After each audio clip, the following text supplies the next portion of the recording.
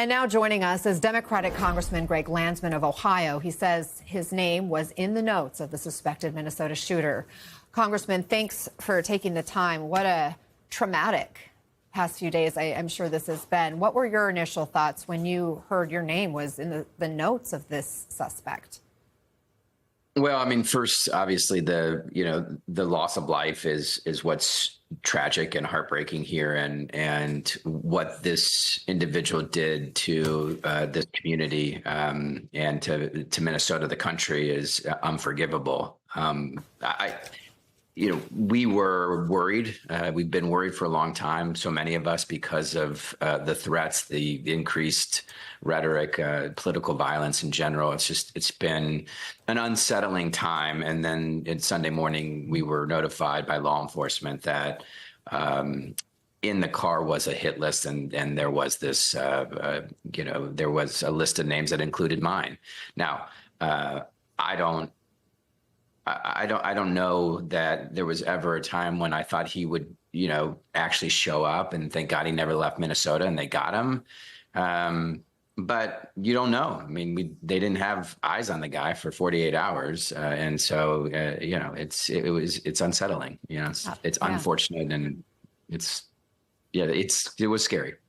I'm sure. And you mentioned there's been an uptick in political violence.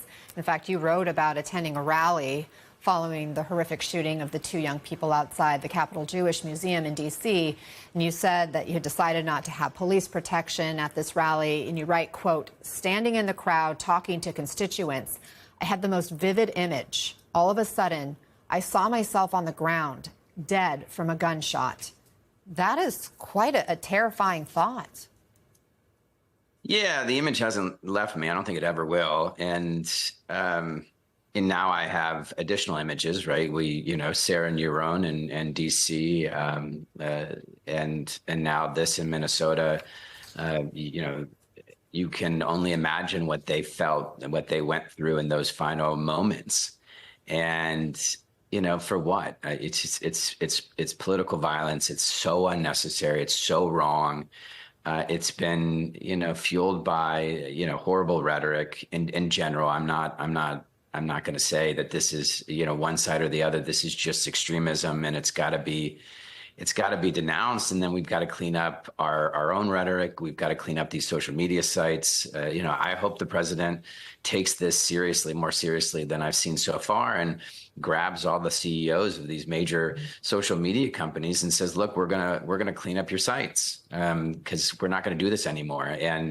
And the kind of leadership we need more than anything else is the kind that provides real clarity in moments like this, where people are lifted up and reminded that we're all in this together, that we can put this in our past and be done with this kind of stuff, but it requires us to do better.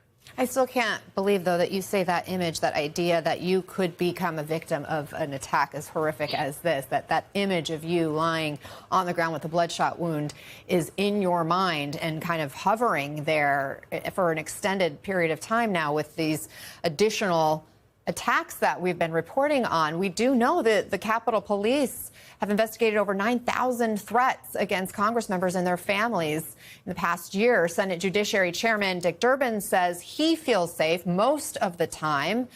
Do you feel safe? Have you made any adjustments to help keep you and your family safe? Have you even thought maybe I'm done with this job? No, I'm not going to be done with the job. This, you got to make sure every day counts. In life in general, certainly in politics. And so you keep doing this and do it, is with as much energy and vigor as you possibly can, because, it's a unique opportunity. The additional security, I think will materialize. I feel safe most of the time. I do recognize that this stuff is happening. There are threats to our office that are being investigated. I want to know why I was on this list. If I was on the list in the car, that's what we were told. What was he planning to do to those of us that there were several members of Congress on the list in the car, as I understand. Was he planning to drive around the area, Minnesota, Michigan, Ohio? But I think everything comes with risk, and yes, this has gotten worse, but I want to be part of making it better, so I'm going to stick around.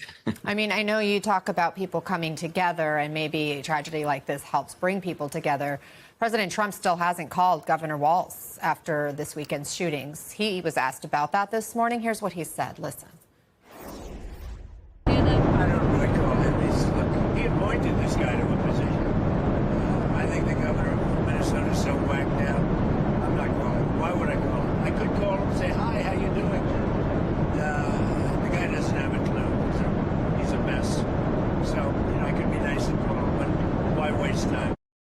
I know it was hard to hear, and we did have the captions, but I'm not sure if you saw. I mean, he called the governor whacked out. He said the guy doesn't have a clue, that he's a mess, that he wasn't planning to call him, that it would be a waste of time. What's your reaction?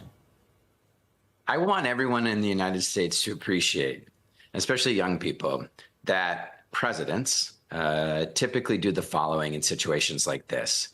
They make sure that everyone has the right facts, all of the facts. They make sure that law enforcement and everyone working on it has all the resources they need. They coordinate with state and local law enforcement, making sure everyone's on the same page. And they provide moral leadership so that we can get through a moment like this together. That's what presidents do. That's what he should do. What about what we're seeing from some of your colleagues, particularly Senator Mike Lee in the Senate? I mean, it was hours after this shooting. He puts out several social media posts about the shooting, including, quote, nightmare on Walt Street, an apparent dig against Minnesota Governor Tim Walz. He also wrote, this is what happens when Marxists don't get their way, showing the surveillance photo of the suspect. Senator Tina Smith of Minnesota says she actually confronted Lee about these posts. Take a listen. I wanted him to know how much pain that caused me and the other people in my state, and I think around the country, who think that this was a brutal attack. I don't know whether Senator Lee thought fully through what it was. You'd have to ask him. But I needed him to hear from me directly what impact I think his cruel statement had on me, his colleague. Congressman, this is where we're at. Yeah, I really appreciated her remarks. I mean, she went directly to Lee and said, look, this isn't right. This is pretty terrible. This is completely terrible. And I hope that Lee turns a corner here and says, look, I'm sorry. I want to be part of the solution, not part of the problem. What happened was horrific. That was the first time I saw that picture. I'm sitting in my house on Sunday, got cops out there. They're walking around the perimeter of my house every 20, 30 minutes. I saw that picture for the first time when Mike Lee tweeted that out because, I was so outraged that he did. And now I've got this image of that man, that picture right there, walking around in my woods. Now, he never left Minnesota, but I didn't know that. I just knew my name was on his list. So I think, Mike Lee should think about being a good guy and doing the right thing and saying, this is not who we are. We're going to do better. I'm going to start by saying, I'm really sorry. Let's stop this stuff. Congressman Greg Landsman, we really appreciate your time. Thank you so much for shining light on what you personally are experiencing during this moment and offering your thoughts on the path forward. We really appreciate it and wish you your safety as well. Thank you.